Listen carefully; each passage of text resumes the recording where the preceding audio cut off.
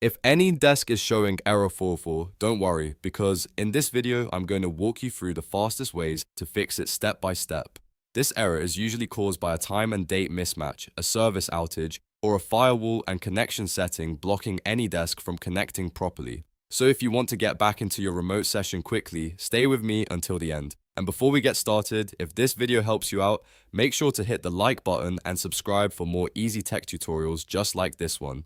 It really helps the channel and keeps you updated with more fixes, tips, and guides. Alright, let's start with the first fix, and that is system clock synchronization. This is one of the most common reasons AnyDesk can fail to connect properly. To do this, first right-click on the clock in your taskbar.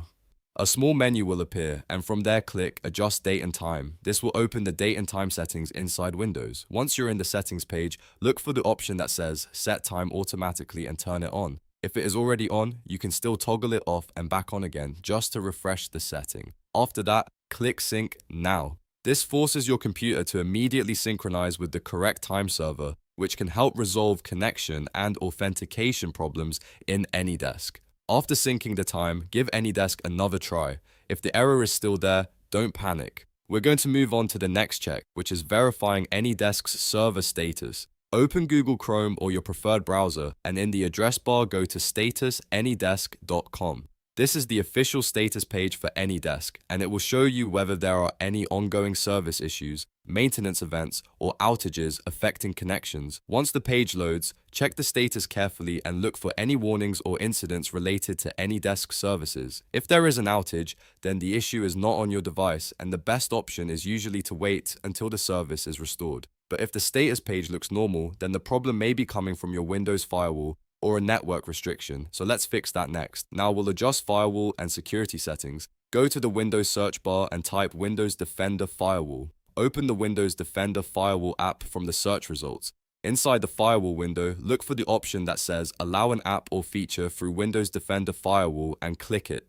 A list of apps will appear. Find AnyDesk in the list and make sure both the private and public boxes are checked. This is very important because if AnyDesk is blocked on either network type, it may not be able to connect properly. If the boxes are unchecked, check them, then click OK or save if needed.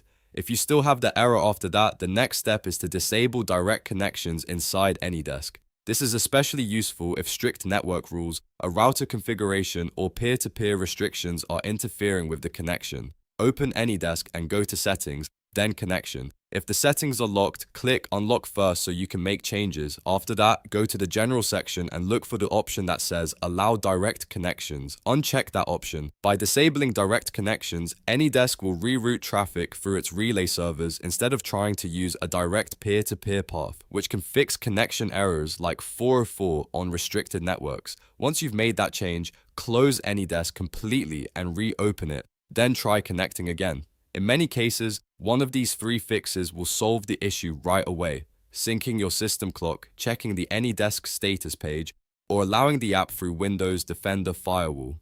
If the problem is still not resolved, I recommend restarting your computer and your router, then testing the connection again. Sometimes a fresh network session is all it takes to clear a stubborn connection issue. That's it. You now know how to fix AnyDesk Error 404 using simple steps that are safe and easy to follow. If this tutorial saved you time, please hit the like button, subscribe for more helpful fixes, and let me know in the comments which step worked for you. Thanks for watching, and I'll see you in the next video.